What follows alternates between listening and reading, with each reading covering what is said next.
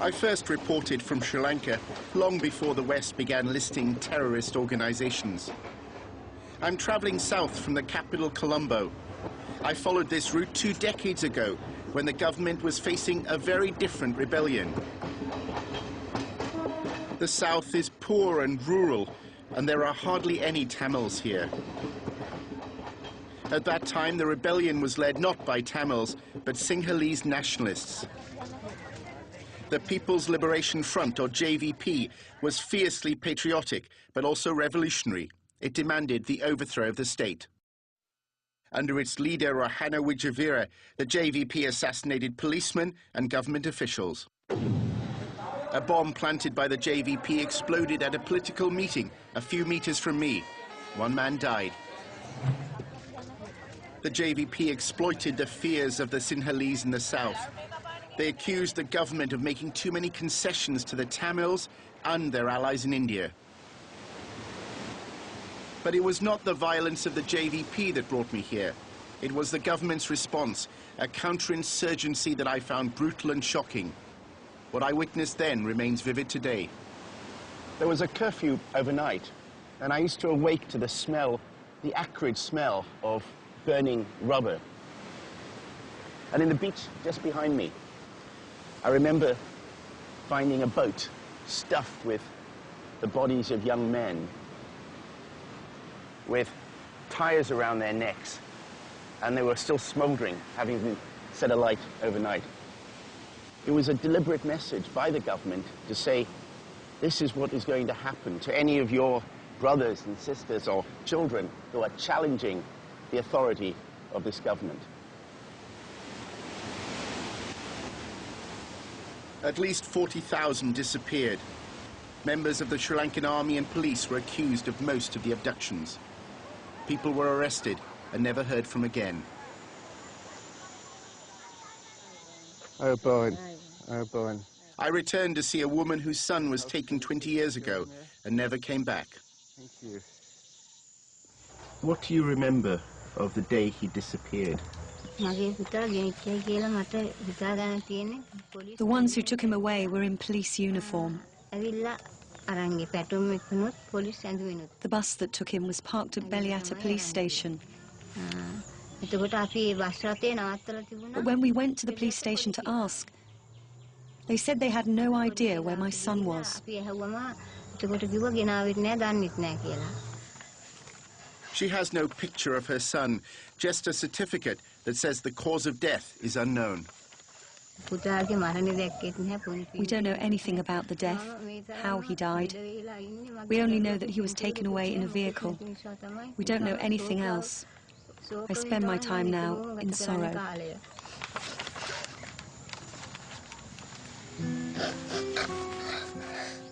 No senior police or army officer or politician has been found accountable for the mass killings, even though most mothers and wives know the men responsible for the death of their loved ones.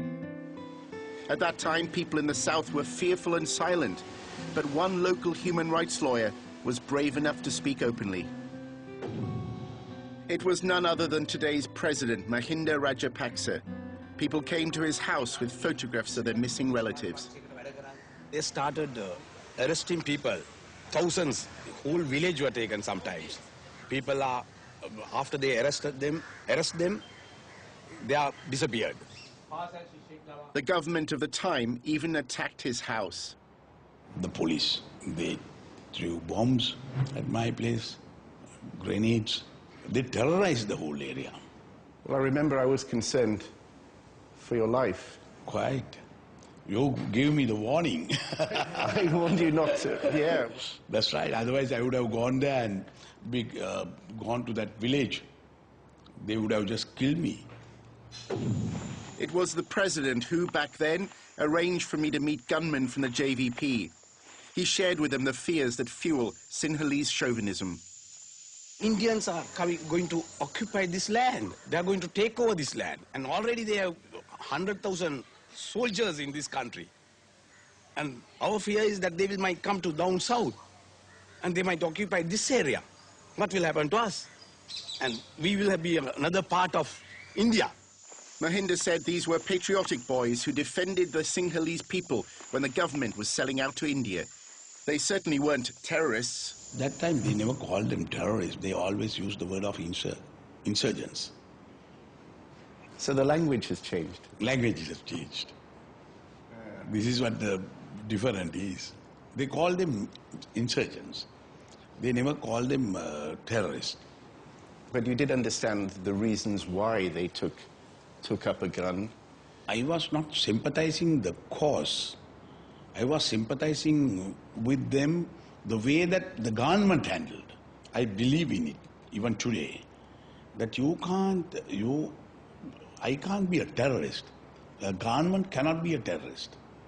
We can't act like terrorists. But the allegation of state terrorism is now being made by Tamils and Sinhalese who oppose the war against his government. The disappearances of the late 1980s introduced a culture of impunity into Sri Lankan politics. Murder and abduction almost became an acceptable tool of the state's counterinsurgency policy. Once again, mothers and wives are coming forward with stories of missing loved ones. The music teacher who lives across the street saw it. He said my husband was bundled away in a red van. 4 months after her wedding, this woman's husband disappeared. She fears for her life, and we've concealed her identity. The army had earlier accused her husband, a van driver, of delivering supplies into tiger-controlled areas. As soon as I heard about his disappearance, I went to the army camp and made inquiries. Only then did they say they would start a search. She has heard nothing since from the authorities. Anyone accused of links to the fight for a Tamil homeland is a potential target, even aid workers.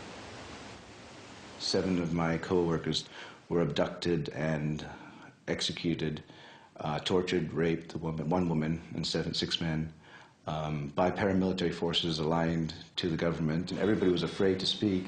I mean, over the last 2 years, there's been about 2,500 disappearances of Tamils. Bodies are just found on the side of the road. Tamils with their hands bound and signs of torture.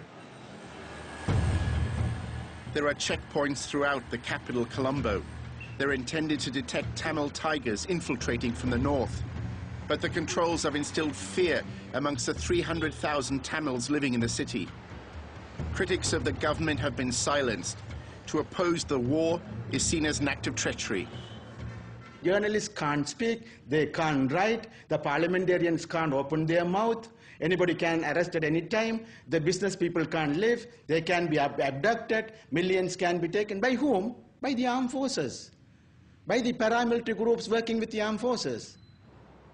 Does it disappoint you that some of the human rights groups now are making the same allegations against your government? That yes, I'm very disappointed with them, you know.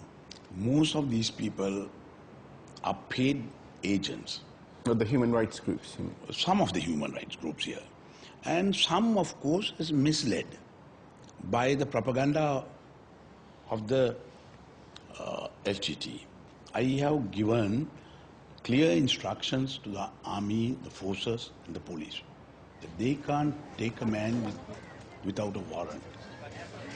After this president comes to power, within the last 3 years, 4 of our parliamentarians were killed or murdered by this regime, I will say. I am advised by so many people, don't criticize the government. As a parliamentarian, don't I have the right to speak? But I am having the fear within myself. A military victory over the Tamil Tigers will not end the grievances and hatreds that made thousands of Tamils pick up a gun 3 decades ago. Suresh fought for a Tamil homeland in the 1980s. He then gave up the gun and tried to defend the rights of Sri Lanka's Tamils within the democratic system. I surrendered the weapons. We joined the so-called democratic mainstream. Now I am totally fed up. I am totally frustrated. Why the hell I have to be in this parliament, risking my life? If I am alone and suppressed by so many forces, what can I do? You want me to get killed? You want me to die? You want me to perish all my community? What can I do? Tell me the alternative. But to pick up a gun. The Sri Lankan government wants to extinguish the idea of an independent Tamil homeland. History has shown, though, that ideas are not usually defeated on a battlefield. The Sri Lankan government has used the language of the global war on terror to try to sanction its brutality. And in doing so, it has proudly claimed to be an ally of the West in fighting a shared enemy, terrorism.